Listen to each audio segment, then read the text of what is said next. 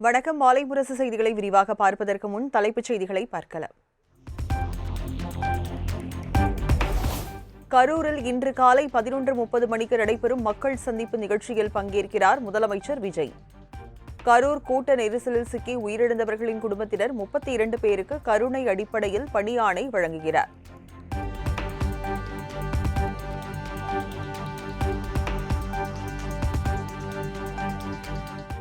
கரூர் கூட்ட நெரிசல் சம்பவத்தில் உயிரிழந்த 41 நபர்களின் குடும்பத்தினருக்கு அரசு வேலை வழங்குவதற்கு தடை விதிக்கப்படுமா? நாம் தமிழர் கட்சி தாக்கல் செய்த பொதுநல மனு மீது உயர்நீதிமன்ற மதுரை கிளையில் இன்று விசாரணை.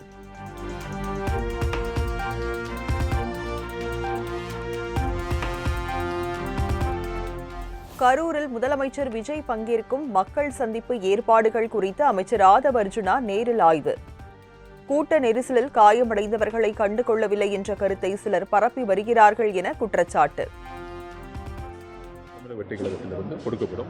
அதோட லிஸ்ட்டு ஃபைனல் லிஸ்ட் சரியாகவே எங்களுக்கு கிடைக்கல. எலெக்ஷன் முன்னேறி வரைக்கும் இப்போ தான் அதற்கான ஃபைனல் லிஸ்ட்டு கரெக்டான காயமுற்றவர்கள் யார் யாருங்கிற ஐடென்டிஃபிகேஷன்ஸ் கரெக்டாக முடிஞ்சிருக்கு. அதனால் காயமுற்றவர்களுக்கும் கூடிய விரைவில் நிதி உதவி மாண்புமிகு எங்களுடைய தலைவர் தமிழக வெற்றி கழகத்துடைய தலைவராக கூடிய சீக்கிரத்தில் கொடுக்கப்படும்.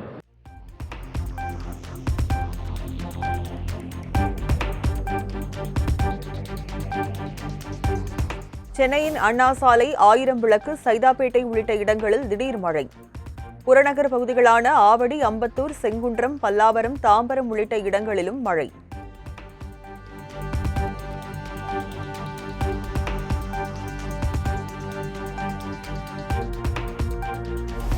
சென்னை மற்றும் புறநகர் பகுதியான பல்லாவரம், குரோம்பேட்டை, தாம்பரம், சேலையூர், வண்டலூர் பகுதிகளில் வெளுத்து வாங்கிய கனமழை. தொடர் மழையால் தாம்பரம் பிரதான சாலையில் மழைநீர் தேங்கியதால் வாகன ஓட்டிகள் பாதிப்பு.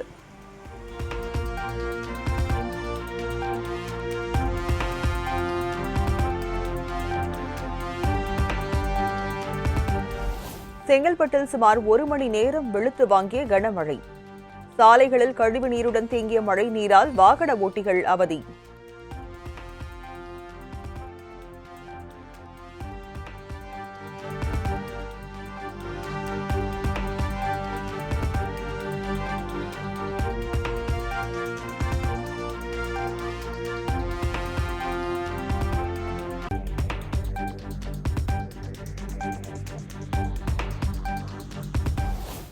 சென்னையில் திடீரென பலத்த காற்று மற்றும் மோசமான வானிலையால் விமான சேவைகள் பாதிப்பு.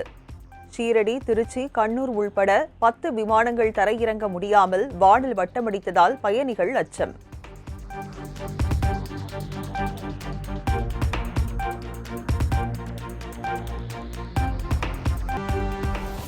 மேட்டுப்பாளையம் பில்லூர் அணையில் இருந்த 3வது நாளாக வினாடிக்கு 6000 கன அடி நீர் வெளியேற்றம்.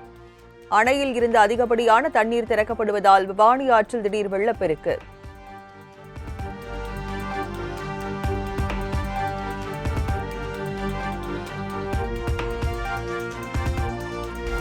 கடலூர் மாவட்டம் வீராணம் ஏரிக்கு நீர்வரத்து துவங்கி இருப்பதால் கிராம மக்கள் மற்றும் விவசாயிகள் மகிழ்ச்சி.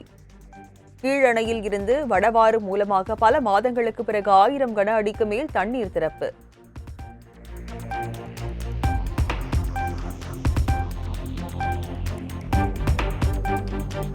தாவேக அரசு மாற்றத்திற்கான ஆட்சி அல்ல, வெறும் பெயர் மாற்றத்திற்கான ஆட்சி. மகளிர் விடியல் பேருந்து பயண திட்டத்திலிருந்து விடியலை நீக்கியது தொடர்பான கேள்விக்கு TKS இளங்கோவன் பதில்.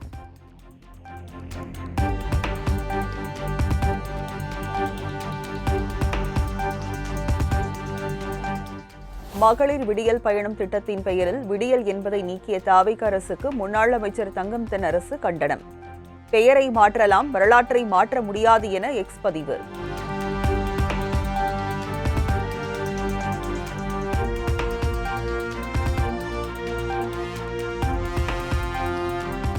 பள்ளிகளுக்குள் அரசியல் கட்சியை சார்ந்தவர்களுக்கு அனுமதி இல்லை என பள்ளிக்கல்வித்துறை அமைச்சர் ராஜ்மோகன் அதிரடி உத்தரவு. பள்ளி வளாகங்கள் விழாக்களின் கூடாரம் அல்ல எனவும் திட்டவட்டம்.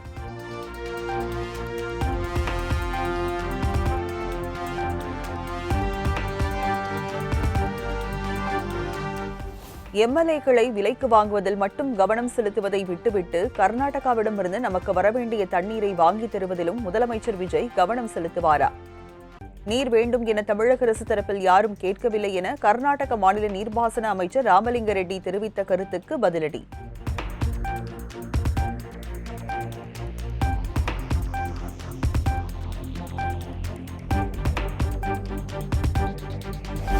காவிரி நீர் விவகாரத்தில் கர்நாடக காங்கிரஸை எச்சரிக்க தாவேகா அரசின் முதலமைச்சர் தயாரா என எடப்பாடி பழனிசாமி சவால்.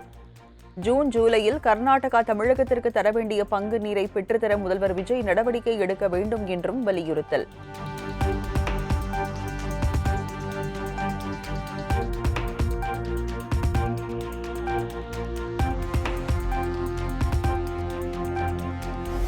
இரண்டாயிரத்தி 26-27 ஆண்டுக்கான வேளாண் நிதிநிலை அறிக்கை தொடர்பாக 8 மாவட்ட விவசாயிகளிடம் அமைச்சர் வினோத் கருத்து கேட்பு.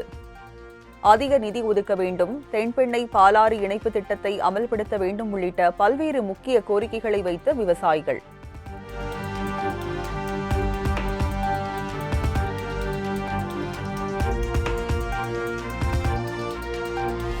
விடுதலை சிறுத்தைகள் கட்சித் தலைவர் திருமாவளவன் குறித்த கருத்துக்கு மன்னிப்பு கேட்ட மதிமுக பொதுச் செயலாளர் வைகோ. திமுகவுடன் நட்புடன் இருப்பதாக திருமாவளவன் தெரிவித்ததற்காக அவருக்கு நோபல் பரிசு தரலாம் என கிண்டலடித்த நிலையில் தனது பேச்சை வாபஸ் பெற்றார்.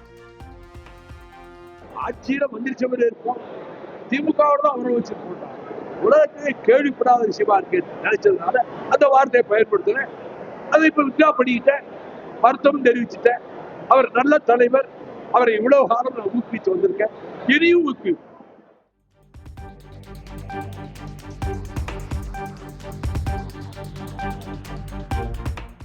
தாம் தடுமாறுவதாக கூறி உளவியலாக விசிகாவை பலவீனப்படுத்த பார்க்கிறார்கள் என திருமாவளவன் குற்றச்சாட்டு. விசிக குறிவைக்கப்படுவது உள்நோக்கம் கொண்ட செயல் எனவும் சென்னையில் நடந்த நிகழ்ச்சியில் பேச்சு.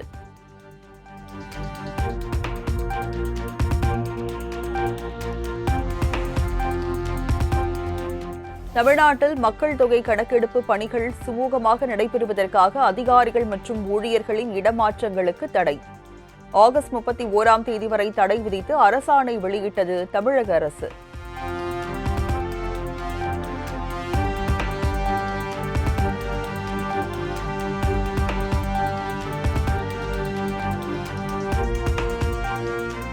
சென்னை குற்றப்பிரிவு டிஐஜியாக இருந்த வருண்குமார் ஈரோடு சிறப்பு அதிரடிப்படைக்கு மாற்றம் செய்து தமிழக அரசு உத்தரவு.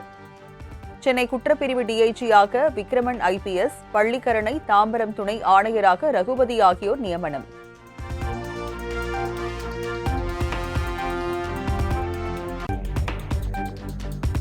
சிவகங்கை அருகே காதல் விவகாரத்தில் பெண் மாயமான விவகாரத்தில் காதலன் மீது வழக்கு பதியாமல் இருக்க 10,000 லஞ்சம்.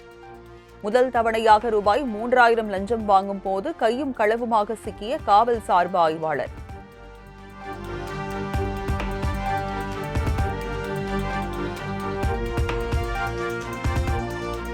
ராசிபுரம் புதிய பேருந்து நிலையத்தில் அரசு போக்குவரத்து கழக நடத்துனரை தாக்கிய தனியார் பேருந்து ஓட்டுநர். நடத்துனரை தாக்கும் வீடியோ ஆதாரத்துடன் அரசு போக்குவரத்து கழக மேலாளர் சார்பில் காவல் நிலையத்தில் புகார்.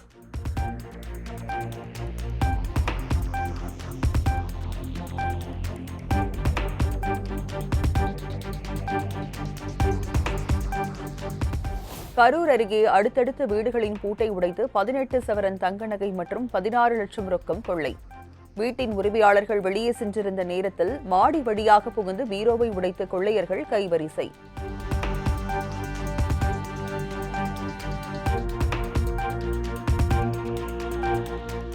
நெல்லை பாளையங்கோட்டை வியாபாரி வீட்டில் 93 பவுன் நகை மற்றும் பணம் கொள்ளையடிக்கப்பட்ட வழக்கில் 6 மாதங்களுக்கு பின் துப்பு துலங்கியது. வெறும் 3 பவுன் நகை மட்டுமே மீட்கப்பட்டதாக காவல்துறையினர் கூறுவதாக வியாபாரி தரப்பினர் குற்றச்சாட்டு.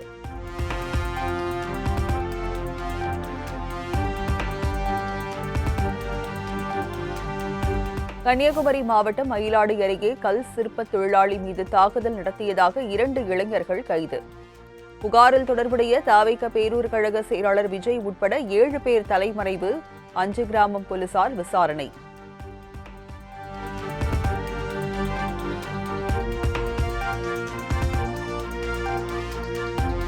நெல்லை களக்காடு அருகே கோயிலுக்குள் சுவர் ஏறி குதித்த கரடி.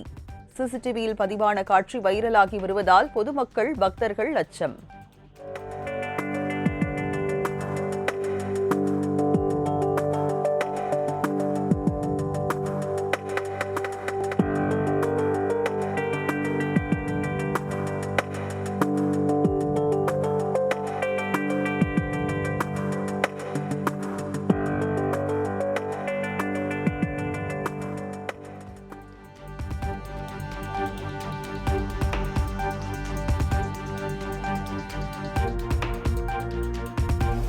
திண்டுக்கல் மாவட்டம் கொடைக்கானலில் ஒவ்வொரு ஆண்டும் ஜூலை முதல் டிசம்பர் வரை தெரியும் அதிசய நிகழ்வு. வானில் தோன்றிய அதிசயமான மில்கி வே கேலக்சி இணையத்தில் வைரல்.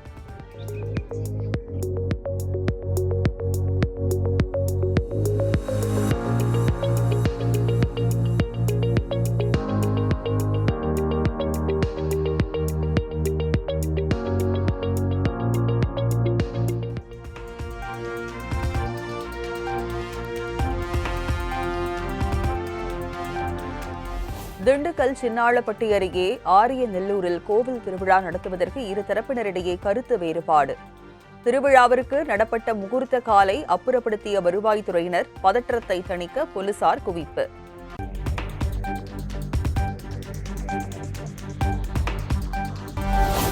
அயோத்தி ராமர் கோயில் நன்கொடை தொகை திருட்டு வழக்கு. குற்றச்சாட்டில் தொடர்புடைய 3 பேரை நீதிமன்றத்தில் ஆஜர்படுத்தி சிறையில் அடைத்த காவல்துறையினர்.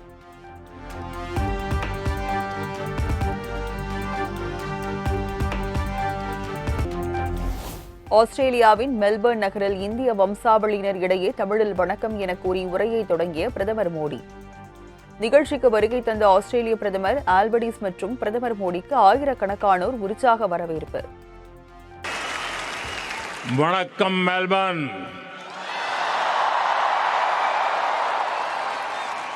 नमस्कार माइट्स, कैसे हैं आप? केम छो?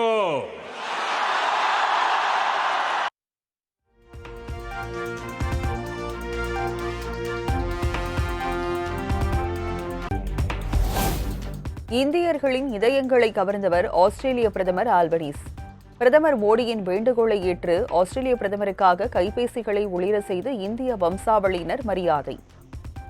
प्राइम मिनिस्टर अल्बनीज़ी जब बोलते हैं तो भारतीयों के दिल और दिमाग में छा जाते हैं.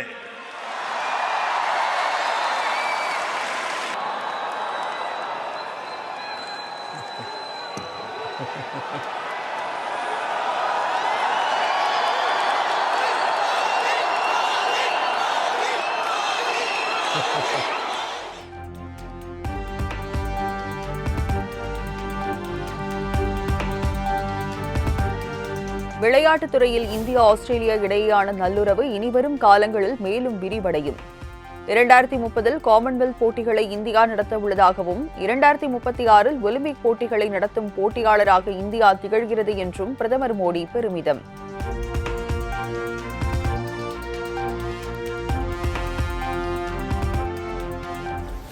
இந்தியா எங்களுடன் இருப்பதால் ஆஸ்திரேலியா இன்னும் சிறந்த நாடாக விளங்குவதாக ஆஸ்திரேலிய பிரதமர் அந்தோனி ஆல்பனீஸ் பேச்சு. ஆஸ்திரேலியாவுக்கும் இந்தியாவுக்கும் இடையிலான உயிர்ப்புள்ள பாலமாக மோடி விளங்குவதாகவும் நிகழ்ச்சி.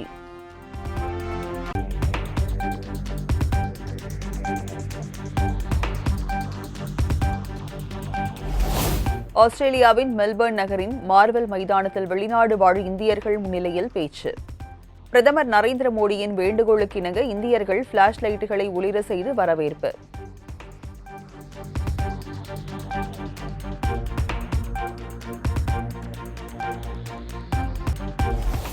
இங்கிலாந்துக்கு எதிரான 4வது T20 போட்டியில் இந்தியா படுதோல்வி. 9 விக்கெட்டுகள் வித்தியாசத்தில் இந்திய அணியை வீழ்த்தி இங்கிலாந்து அபார வெற்றி.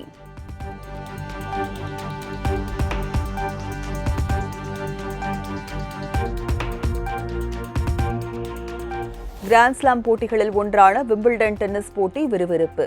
ஆண்களுக்கான ஒற்றையர் பிரிவு காலிறுதி சுற்றில் அமெரிக்கா 4 வீரர் டெய்லர் பிரிட்ஸை வீழ்த்தி ஜெர்மனியின் அலெக்சாண்டர் அரையிறுதிக்கு முன்னேற்றம்.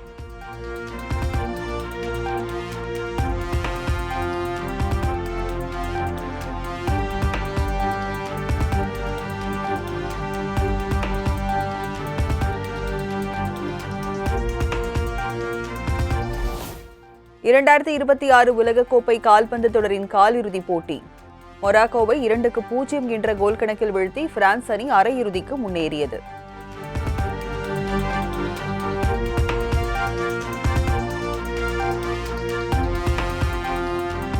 முதலமைச்சர் விஜயின் ஜனநாயகன் திரைப்படத்திற்கு சான்றிதழ் கிடைத்ததை தொடர்ந்து ஜூலை 24ஆம் தேதி வெளியாகிறது. தமிழ்நாடு திரையரங்கு உரிமையாளர்கள் சங்கத் தலைவர் திருப்பூர் சுப்பிரமணியம் மாலை முரசு தொலைக்காட்சிக்கு பிரத்யேக தகவல். 24ஆம் தேதி வருதுங்க. ஜூலை 24ஆம் தேதி ரிலீஸ் படம். ஏன்னா அது இன்னைக்கு தான் வந்துட்டு ஓவர்சீஸ் எல்லாம் வந்துருக்கு, விளம்பரம் பண்ண ஆரம்பிச்சிட்டாங்க. 24ஆம் தேதி ரிலீஸ் அப்படின்னு முடிச்சு விளம்பரம் பண்ண ஆரம்பிச்சிட்டாங்க.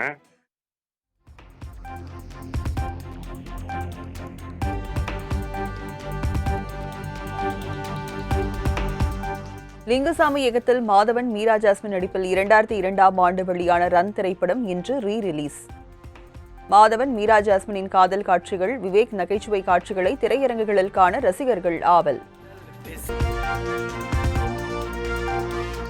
கட்டா குஸ்தி 2ஆம் பாகம் திரையரங்குகளில் 2வது வாரம் வெற்றிகரமாக ஓடிவரும் நிலையில் சென்னையில் வெற்றி விழா கொண்டாட்டம். நாயகன் விஷ்ணு விஷாலுக்கு BMW கார், இயக்குனர் செல்லையாவுக்கு 10 சவரன் தங்க நகை என தாராளம் காட்டிய தயாரிப்பாளர் ஐசரி கணேஷ்.